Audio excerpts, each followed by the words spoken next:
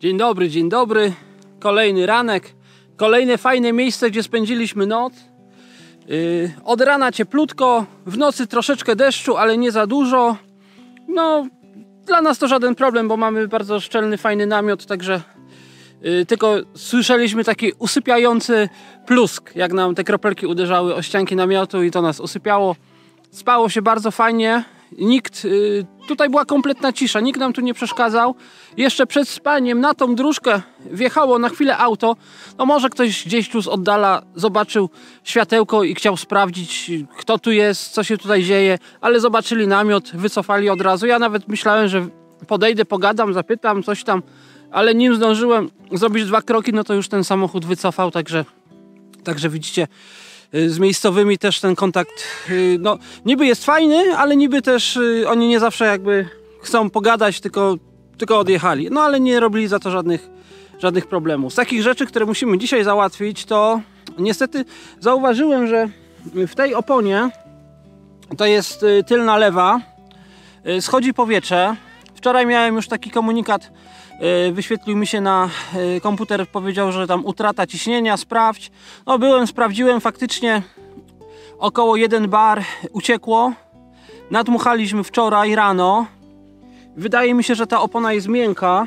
Nie jest tak twarda jak na przykład przednie i ta druga tylnia.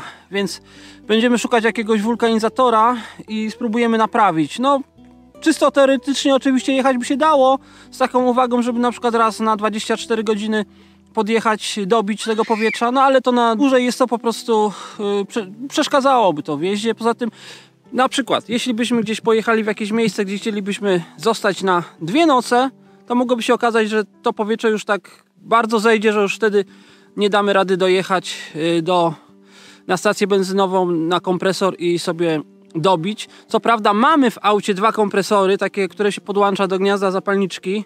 Nawet jakiś taki zestaw naprawczy mamy też.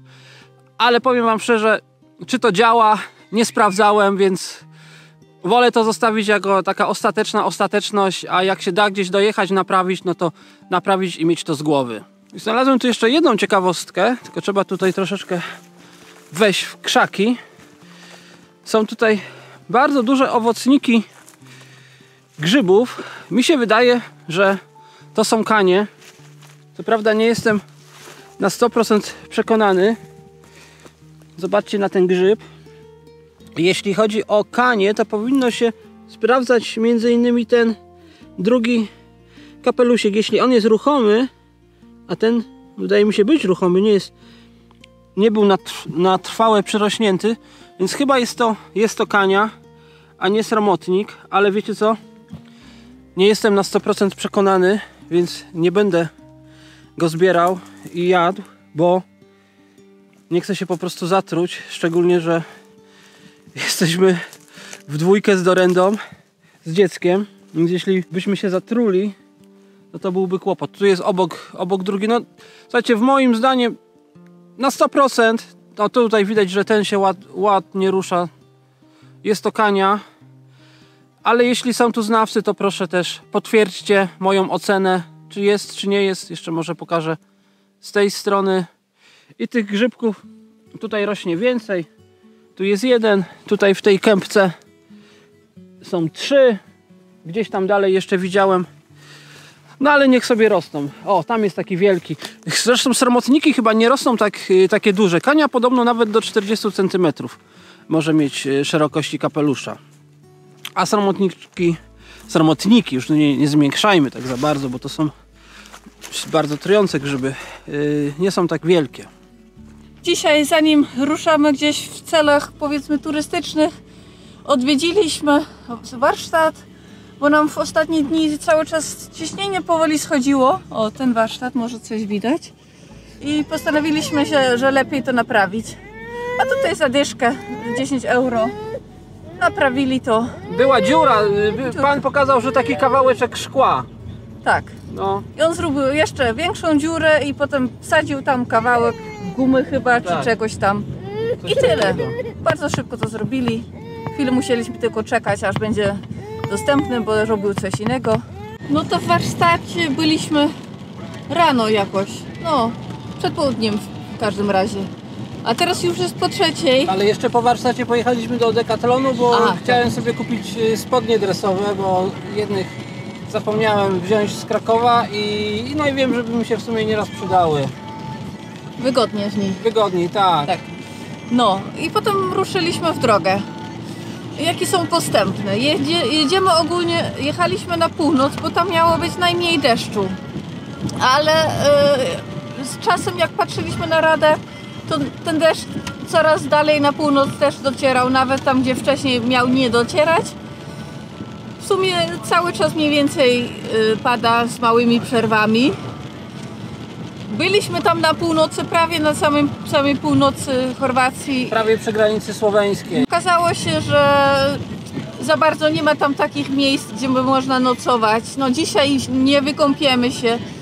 Nad brzegiem nocować by było trudno, bo wszędzie podobno policja sprawdza. Moglibyśmy gdzie indziej nocować.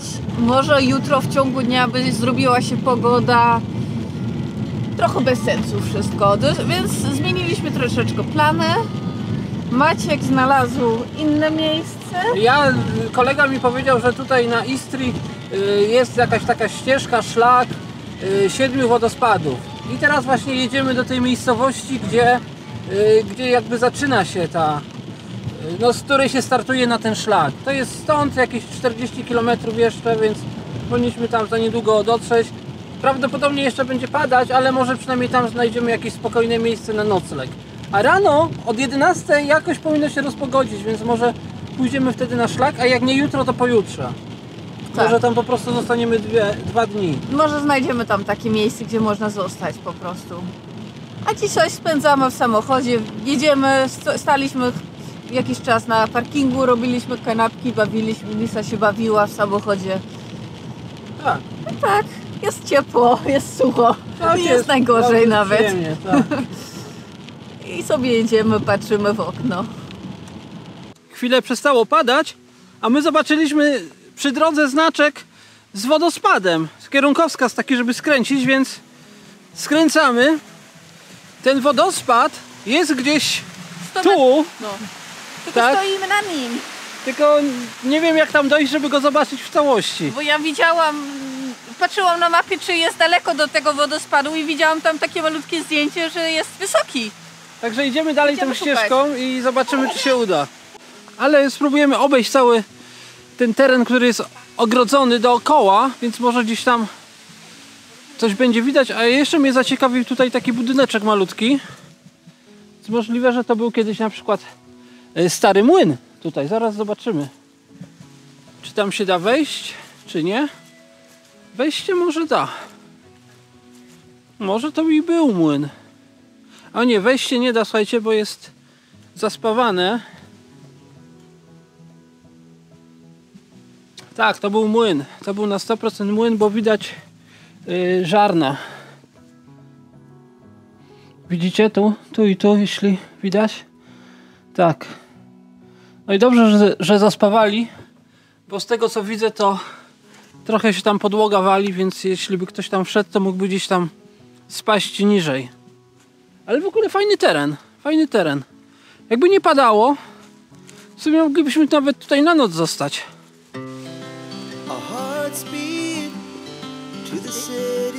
Poczułaś, co to za domek tam jest? Jakieś książki tam są. Zobacz, Zorenda, otwórz. Jakie tam są książki? Tu można się wymienić książkami. Ja myślałam, że tu jakiś pomnik czy coś, bo już to jest te rzeczy napisane. No bo jakaś nas interesuje. Ale nie mamy co oddać, nie? Widzę, że jest nawet po angielsku. Można by było poczytać. Fajna inicjatywa, taki domek. No.